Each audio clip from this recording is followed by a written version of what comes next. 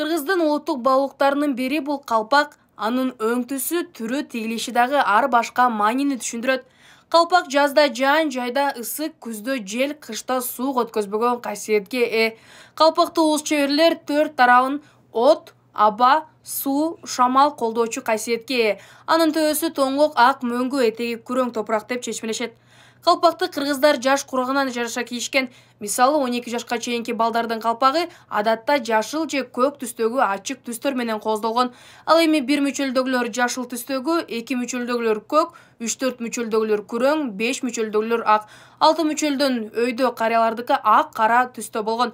Калпактын түрлөрү тилик калпак, айры калпак, сайма калпак, туюк калпак болуп негизги бөлүккө бөлүнөт. Бирок уус чеберлер өз табитине жараша формасын, түсүн түрдүчө өзгөртүп жасап жүрөт.